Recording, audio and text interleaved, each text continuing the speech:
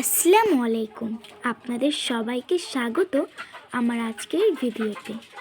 আজকের ভিডিওতে আমি আপনাদের জানাবো মুরগির সাধারণ রোগ, যেগুলো মুরগিদের বেশিরভাগ হয় এবং এগুলোর প্রতিকার সম্পর্কে। যদি আপনি মুরগি পালনের সাথে যুক্ত থাকেন তবে এই তথ্যগুলো আপনার জন্য খুবই গুরুত্বপূর্ণ। চলুন শুরু করা যাক। 1. রানীক্ষেত বা নিউক্যাসল রোগ। এর লক্ষণ হঠাৎ মৃত্যু, শ্বাসকষ্ট, মাথা বা গলা বেঁকে যাওয়া। এর প্রতিকার সঠিক সময়ে ভ্যাকসিন প্রয়োগ করুন, অসুস্থ মুরগিকে আলাদা করে ফেলুন। 2. গাম্বুরো রোগ। এর লক্ষণ ডায়রিয়া, খাওয়া বন্ধ করা। এর প্রতিকার 10 বা 12 দিনের মধ্যে গাম্বুরো ভ্যাকসিন দিন, পরিষ্কার পরিচ্ছন্ন পরিবেশ বজায় রাখুন। 3. কোকসিডিওসিস। এর লক্ষণ রক্ত মিশ্রিত পায়খানা, ওজন কমে যাওয়া।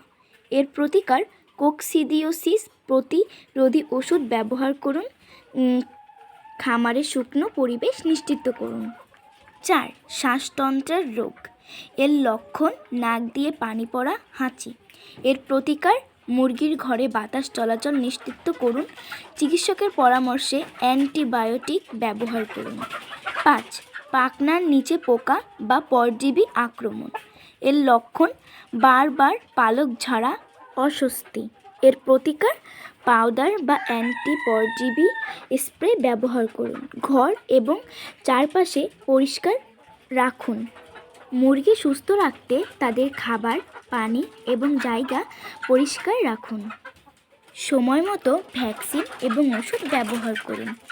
যদি আজকের ভিডিওটি আপনাদের জন্য সহায়ক মনে হয় তাহলে লাইক, শেয়ার এবং সাবস্ক্রাইব করতে ভুলবেন না।